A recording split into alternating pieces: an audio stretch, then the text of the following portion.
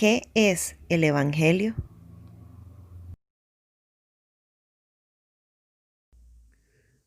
Con respecto al Evangelio, mucho se podría decir. Su importancia y alcance es tal que no pretendo en una presentación abarcar la inmensidad de su relevancia, no solo para la humanidad, sino la creación completa. Así que los invito a acompañarme en este episodio donde trataremos de dar una idea lo más comprensiva posible de lo que es el Evangelio. Con el fin de honrar la trascendencia del tema, en esta ocasión no utilizaré ayudas visuales o imágenes para no distraer la atención, sino que únicamente utilizaré los versículos que considero claves para la exposición. También aparecerá en pantalla las citas de otros pasajes que mencionaré sin necesariamente leerlos, por lo que les invito a tomarse el tiempo para buscarlos y enriquecer así el contenido de la presentación. Para hablar del Evangelio nos enfocaremos en 4 aspectos básicos y fundamentales que son: número 1, su fuente; número 2, su mensaje; 3, su alcance y significado; y 4, su fin o propósito.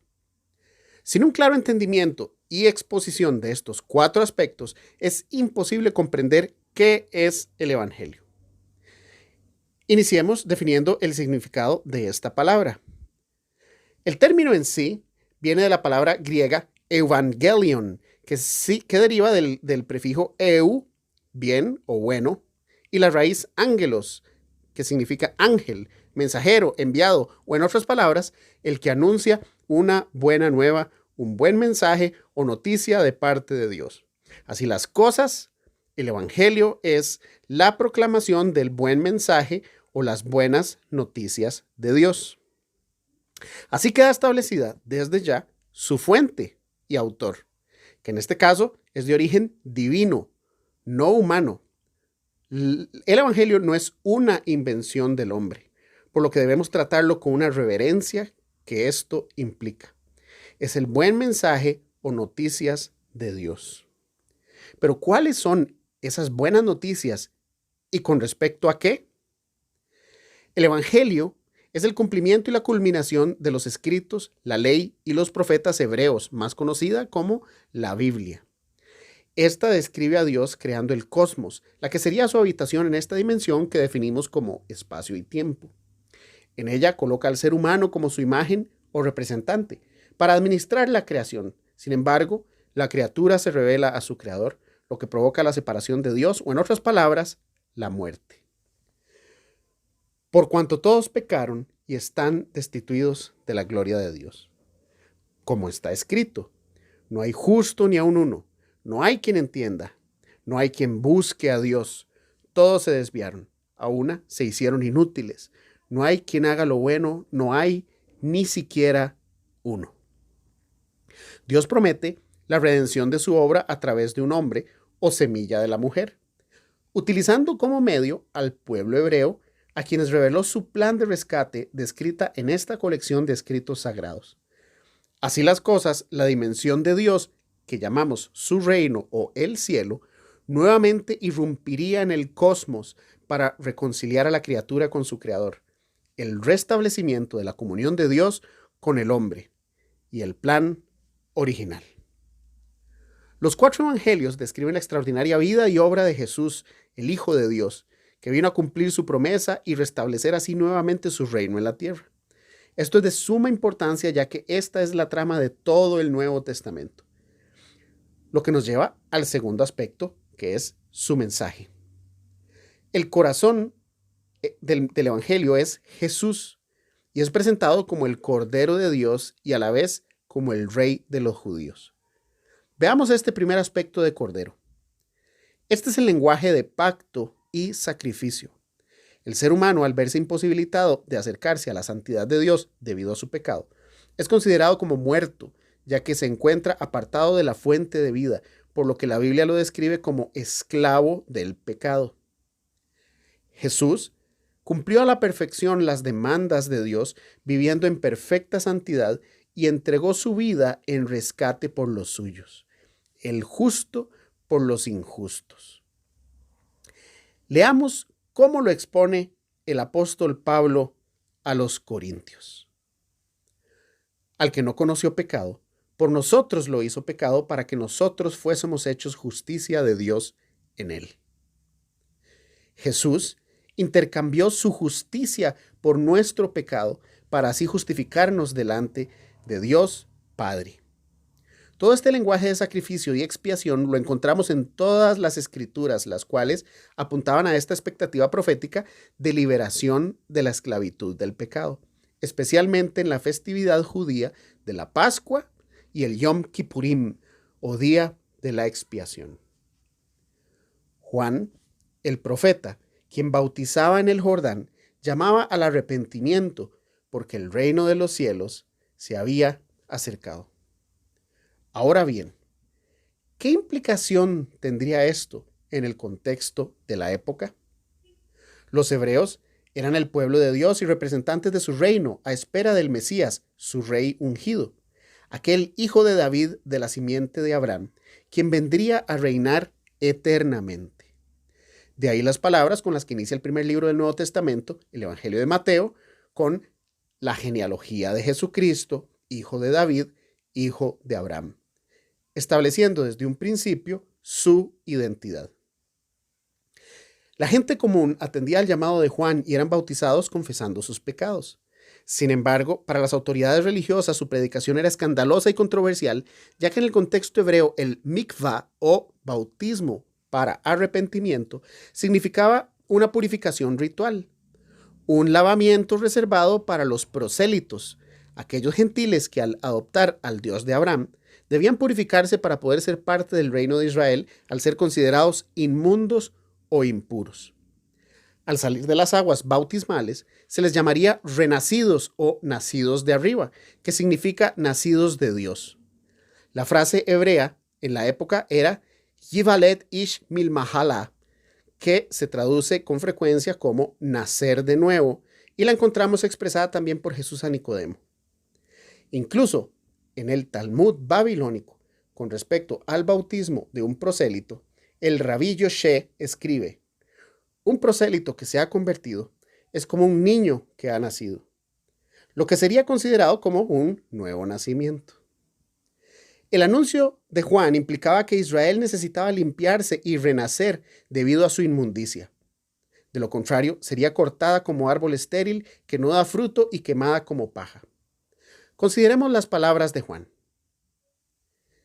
Y ya también el hacha está puesta a la raíz de los árboles. Por tanto, todo árbol que no da buen fruto es cortado y echado en el fuego. Yo a la verdad os bautizo en agua para arrepentimiento, pero el que viene tras mí, cuyo calzado yo no soy digno de llevar, es más poderoso que yo. Él os bautizará en Espíritu Santo y fuego. Su aventador está en su mano y limpiará su era y recogerá su trigo en el granero y quemará la paja en fuego que nunca se apagará. Mateo 3, del 10 al 12. Juan anuncia que el Mesías bautizará en el Espíritu Santo. Esto es, a todo aquel que se arrepiente y cree, lo que implica un nuevo nacimiento espiritual o, en sus mismas palabras, nacer de arriba. Pero también en fuego, lo que significaría destrucción o muerte, el castigo a todo aquel que no se arrepienta de sus malas obras. Y al buen estilo hebreo, hace énfasis por repetición de este mismo concepto, utilizando la metáfora del agricultor que con su aventador está ya listo para zarandear el grano, cosechando la semilla y quemando la paja. La urgencia en el mensaje de Juan es clara. Este anuncia la inmediatez de la visitación divina, por lo que proclama el arrepentimiento inmediato. Él no dice: arrepiéntanse y bautícense porque el reino de los cielos vendrá en 2000, 3000 o 4000 años. Sus palabras son: el reino de los cielos se ha acercado. Estas son las palabras dirigidas a esa generación que sería testigo del advenimiento del reino de los cielos. El mismo Juan, al ver a Jesús acercarse, dijo: he aquí el Cordero de Dios que quita el pecado del mundo. Este es el Cordero Rey. A partir de este momento, Jesús inicia su ministerio público, anunciando el advenimiento del reino a través suyo, el ungido de Jehová, o Meshiach en hebreo. Y levantándose un día en la sinagoga, les leyó la profecía de Isaías con respecto a estas cosas, diciendo: El Espíritu de Jehová el Señor está sobre mí, porque me ungió Jehová. Aquí él se anuncia como el Mesías y ahora describiría su ministerio. Y me ha enviado a predicar buenas nuevas a los abatidos, a vendar a los quebrantados de corazón, a publicar libertad a los cautivos y a los presos, apertura de la cárcel, a proclamar el año de la buena voluntad de Jehová. Hasta este punto, él ha descrito su ministerio para todo aquel que cree. Este es el año de la buena voluntad de Jehová, el tiempo prometido por él a los profetas. Hasta aquí, Jesús lee en el rollo de Isaías y cerrándolo les anuncia que hoy se ha cumplido ante ellos esa escritura. Pero continuemos con el anuncio profético de Isaías, quien también describiría la destrucción de Jerusalén y su sistema religioso para siempre, describiéndolo como el día de venganza por haber rechazado a su Mesías, a su rey. Esto traería la vindicación del remanente fiel, aquellos que como Elías sí creyeron, aunque muchos terminaron siendo víctimas por amor a Cristo. Isaías incluso habla de los gentiles como los nuevos pastores y labradores del reino. Retomemos Isaías 61, desde el versículo 2 al 6. A proclamar el año de la buena voluntad de Jehová y el día de venganza del Dios nuestro, a consolar a todos los enlutados, a ordenar que a los afligidos de Sión se les dé gloria en lugar de ceniza, óleo de gozo en lugar de luto, manto de alegría en lugar de espíritu angustiado, y serán llamados árboles de justicia, plantío de Jehová para gloria suya. Reedificarán las ruinas antiguas y levantarán los asolamientos primeros y restaurarán las ciudades arruinadas, los escombros de muchas generaciones. Y extranjeros apacentarán vuestras ovejas y los extraños serán vuestros labradores y vuestros viñadores. Y vosotros seréis llamados sacerdotes de Jehová. Ministros de nuestro Dios seréis llamados. Comeréis las riquezas de las naciones y con su gloria seréis sublimes. Así Jesús da inicio a su ministerio y desde entonces comenzó a predicar diciendo: arrepentíos porque el reino de los cielos se ha acercado.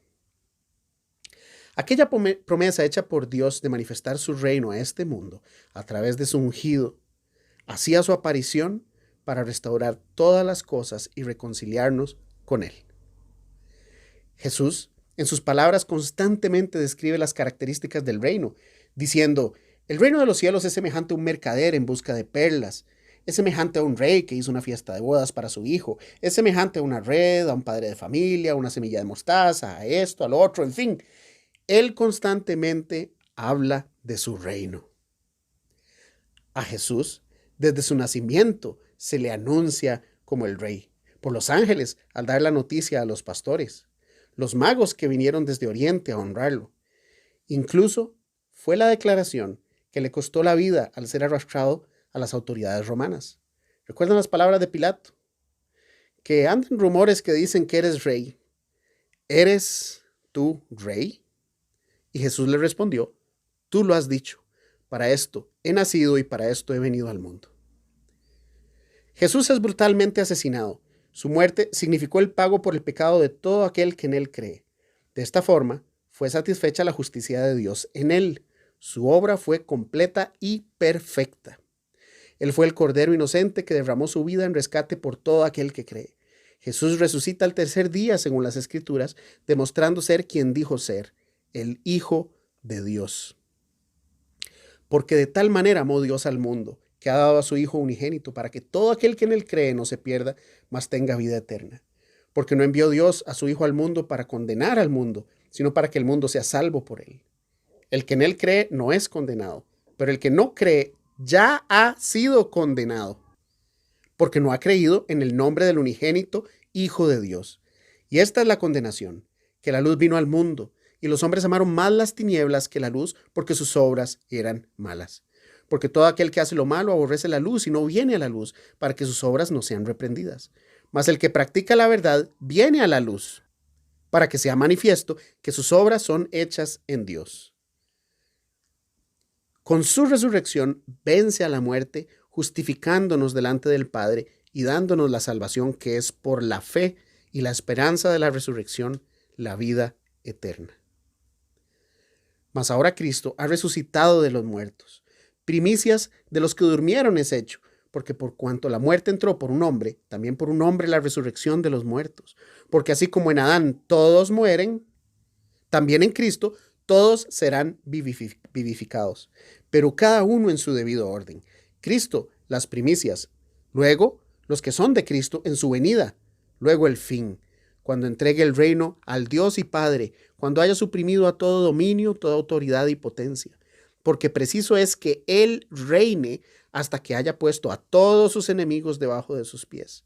Y el postrer enemigo que será destruido es la muerte.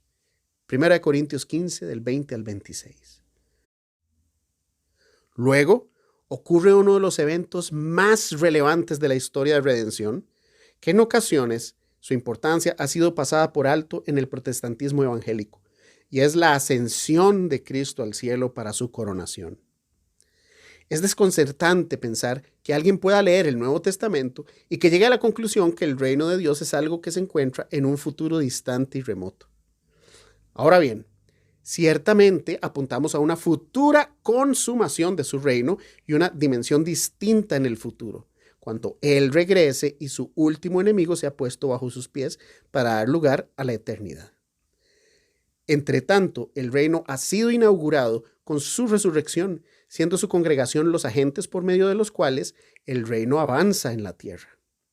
Este fue precisamente el mensaje que costó la vida a los primeros cristianos, quienes predicaban a Jesús como rey y llamaban a obedecerle. Jesús dijo a sus discípulos que a ellos les convenía que Él se fuera y les explica el por qué. Pero yo os digo la verdad, os conviene que yo me vaya, porque si no me fuera, el Consolador no vendría a vosotros, mas si me fuere, os lo enviaré. El Consolador es su Espíritu Santo. Este Espíritu implica la mismísima presencia de Dios, ya no con nosotros, sino en nosotros, cumpliendo así las profecías. Justo antes que Jesús subiera al cielo, sus discípulos le vuelven a preguntar si restauraría el reino a Israel en ese tiempo. Y es que hasta este punto ellos tienen en su mente la idea que el reino únicamente concierne a Israel, por lo que su expectativa del reino es limitada. Sin embargo, inmediatamente Jesús les revela que su reino no se limita a Israel. Él ascenderá para ser coronado rey sobre toda la creación, como lo profetizara Daniel, que el Hijo del Hombre recibiría poder y dominio sobre toda tribu, lengua y nación. Y de igual manera se le reveló al rey David, quien con respecto al Mesías escribe: Pero yo he puesto mi rey sobre Sión, mi santo monte. Yo publicaré el decreto. Jehová me ha dicho, mi hijo eres tú. Yo te engendré hoy. Pídeme y te daré por herencia las naciones, y como posesión tuya los confines de la tierra. Salmo 2 del 6 al 8. Por eso, a la pregunta del restablecimiento del reino, Jesús les contesta: No os toca a vosotros saber los tiempos o las sazones que el Padre puso en su sola potestad. Pero recibiréis poder cuando haya venido sobre vosotros el Espíritu Santo, y me seréis testigos en Jerusalén, en toda Judea, en Samaria y hasta lo último de la tierra. Hasta lo último de la tierra. La misión es la reconquista del mundo. El reino es el mundo entero, la creación. El rescate de Edén, no el escape, como muchos piensan. Por este motivo, cuando ellos alzando sus ojos lo ven ascender al Padre en la nube de gloria, entendieron que subía a su coronación, el Rey de Reyes y Señor de Señores, a quien se le dio dominio, gloria y reino, para que todos los pueblos, naciones y lenguas le sirvan. Su dominio es eterno y su reino nunca será destruido. Este es el motivo por el cual regresan a Jerusalén gozosos a dar testimonio de estas cosas. Y estas son verdaderamente buenas noticias. Este es el Evangelio, que Jesús es el Rey sobre toda la creación. Y vemos así su alcance, que son todas las naciones. Así las cosas, esto significa que Jesús es el Rey y soberano de la creación. Así está escrito, y así fue necesario que el Cristo padeciese y resucitase de los muertos al tercer día, y que se predicase en su nombre el arrepentimiento y el perdón de pecados en todas las naciones, comenzando desde Jerusalén. Y será predicado este evangelio del reino en todo el mundo para testimonio a todas las naciones. En este mismo momento, mientras usted escucha este mensaje, todo el poder y toda la gloria pertenecen a Jesucristo. Él es el Rey de Reyes y Señor de Señores, a quien le fue entregado el poder y dominio de todo lo creado. Por lo tanto, es digno de suprema alabanza. Este es el propósito y el fin del Evangelio: alabarle y glorificarle por lo que Él ha hecho, porque Él es el Rey. Por lo cual, Dios también le exaltó hasta lo sumo y le dio un nombre que es sobre todo nombre, para que en el nombre de Jesús se doble toda rodilla de los que están en los cielos y en la tierra y debajo de la tierra, y toda lengua confiese que Jesucristo es el Señor, para gloria de Dios Padre. De ahí que el Salmo 2 advierte a los reyes de la tierra: oh reyes, sed prudentes y admitid amonestación, jueces de la tierra. Servid a Jehová con temor y alegraos con temblor. Honrad al Hijo, para que no se enoje y perezcáis en el camino, pues se inflama de pronto su ira. Bienaventurados todos los que en Él confían. Salmo 2, del 10 al 12. Con respecto al Evangelio, Pablo escribe: Pablo, siervo de Jesucristo. La palabra siervo, en este caso, es el griego doulos, que significa esclavo, y en este caso particular se tradujo como siervo. Sin embargo, esta palabra es muy importante. Pablo, siervo de Jesucristo, llamado a ser apóstol, apartado para el Evangelio de Dios, que él había prometido antes por sus profetas en las Santas Escrituras, acerca de su Hijo nuestro Señor Jesucristo, que era del linaje de David según la carne, que fue declarado Hijo de Dios con poder según el Espíritu de Santidad por la resurrección de entre los muertos, y por quien recibimos la gracia y el apostolado para la obediencia a la fe en todas las naciones. No solo Israel. ¿Y cuál es el propósito o el fin de todo esto? Por amor de su nombre. El Evangelio no es acerca del hombre, ni se limita a la salvación de las almas para ir al cielo, enseñándoles que se porten bien o sean obedientes mientras esto ocurre.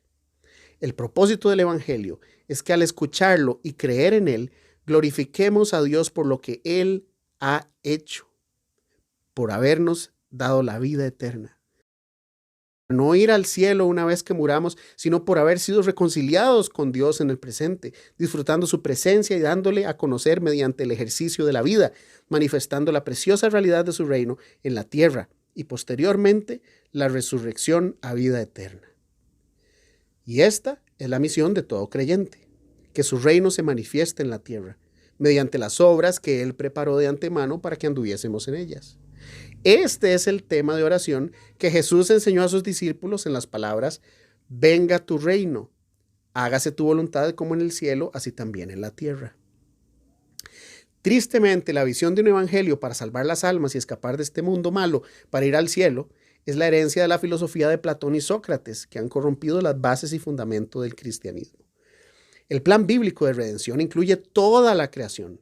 En el primer capítulo del Génesis encontramos a Dios llamando bueno a su obra 7 veces, culminando con el hombre y expresando las palabras: y vio Dios todo lo que había hecho, y aquí que era bueno en gran manera.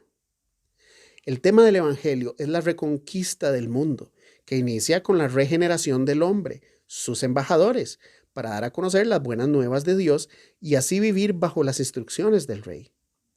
Así las cosas, es la reconquista de todo lo que se había perdido en Edén.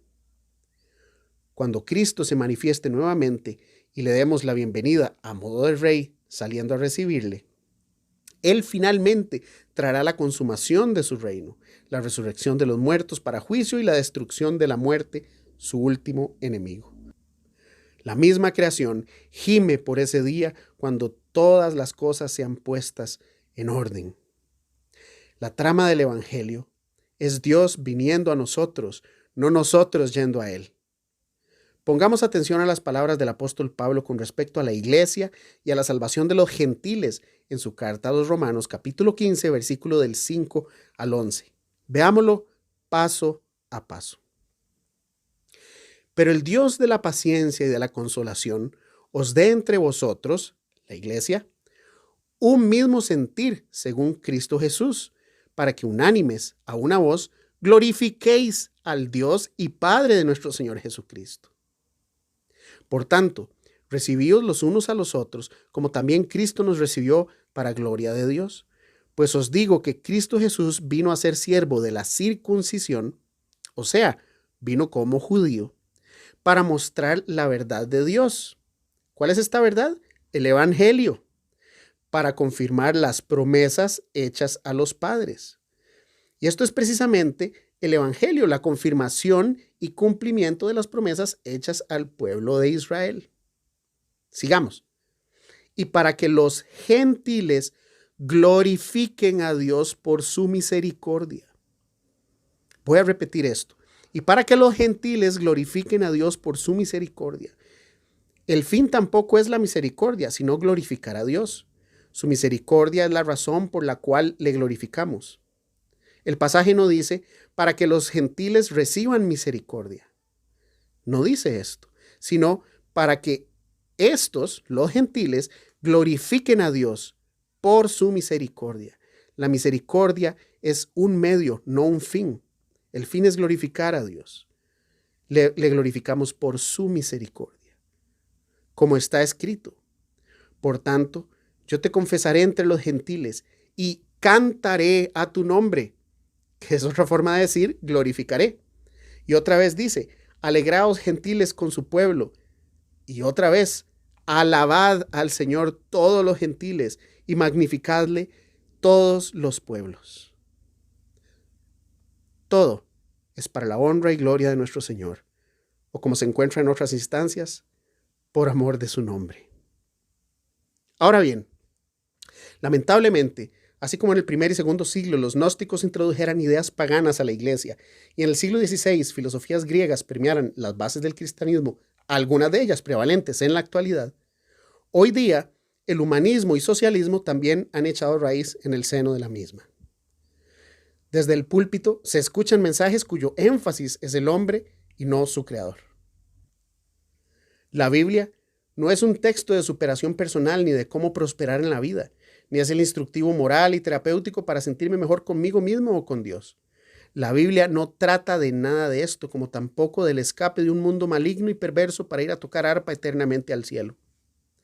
Para algunos creyentes, el cristianismo es solo una faceta más de sus ocupadas vidas o parte de ella. La iglesia es el lugar donde van a sentirse mejor y recibir buenos consejos. Y es que no han entendido el alcance o significado del evangelio o la iglesia. Para estos, Dios es como un genio de la lámpara a quien se le pide cualquier cosa. Después de todo, Él es todopoderoso y la fuente para tener una vida plena, próspera y feliz. Todo esto al alcance de una sencilla oración para que al morir pueda ir al cielo. Aunque esta burda descripción suene chocante, desafortunadamente es lo que inconsciente o conscientemente se encuentra en la mente de muchos que dicen profesar la fe cristiana. ¿Ha escuchado alguna vez este argumento supuestamente evangelístico? Dios te ama y quiere que seas feliz. Él tiene un maravilloso plan para tu vida. ¿Notan quién es el centro del argumento en esta declaración? El apóstol Pablo diría, hombres amadores de sí mismos. Las Escrituras no son un libro motivacional para alcanzar el éxito en la vida, aunque esto se ha popularizado mucho en los últimos años, cómo prosperar económicamente, cómo tener salud, etc. Si realmente nos consideramos hijos del Rey, como muchos argumentan, deberíamos poner más atención a su ejemplo.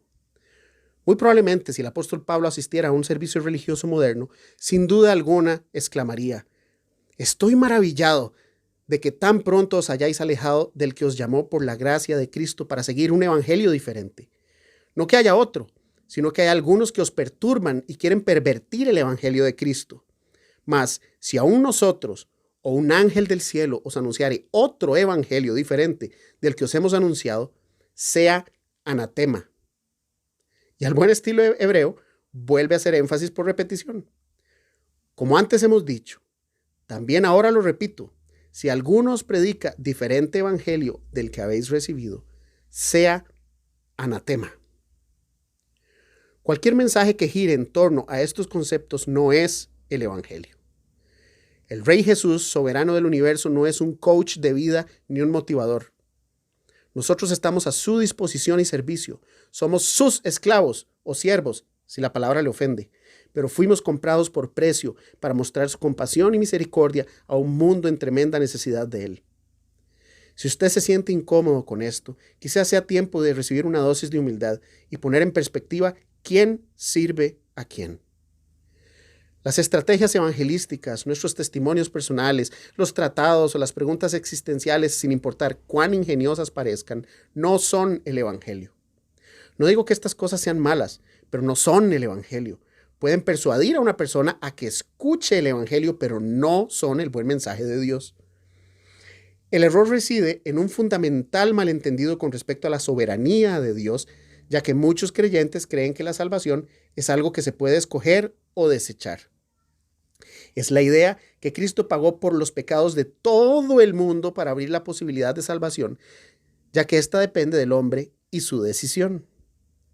Es el creer que mi voluntad está por encima de la obra perfecta y completa de Cristo.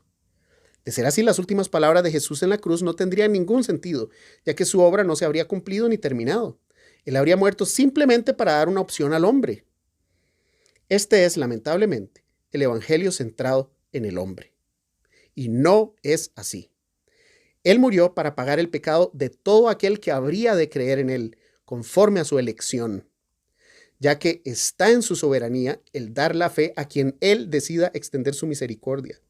En otras palabras, a sus escogidos. Las Escrituras describen la imputación de la justicia de Cristo a nosotros utilizando dos metáforas. Una como un deudor imposibilitado a pagar su deuda y la otra como hombres muertos. De ahí que la obra completa y perfecta de Cristo consistió en pagar por completo dicha deuda. Esta ha sido saldada. Ahora bien, si la muerte de Cristo significó el pago de la deuda de todo el mundo, como muchos creen, ¿por qué inculpa a Dios si ya fue saldada? Quizás me digas, por incredulidad. Pero yo te preguntaría, ¿esa incredulidad no es también pecado? Y si lo es, ¿Jesús no pagó por este también o solo por otros? ¿Será que debido a este único pecado de incredulidad Jesús regresa la deuda completa al banquero? La respuesta es no. Él pagó la deuda completa de sus escogidos. Y con respecto a la metáfora de la muerte, las Escrituras también son categóricas al describir que hemos pasado de muerte a vida. En otras palabras, resucitado espiritualmente. Este es el principio de elección que encontramos constantemente en las Escrituras. Desde Adán, Abel, Noé, Abraham, Isaac, Jacob, José, Moisés, los jueces, profetas, David, María, en fin, todos ellos habiendo sido escogidos por Dios. Como dicen las Escrituras, tendré misericordia del que yo tenga misericordia y me compadeceré del que yo me compadezca. Así que no depende del que quiere ni del que corre, sino de Dios que tiene misericordia.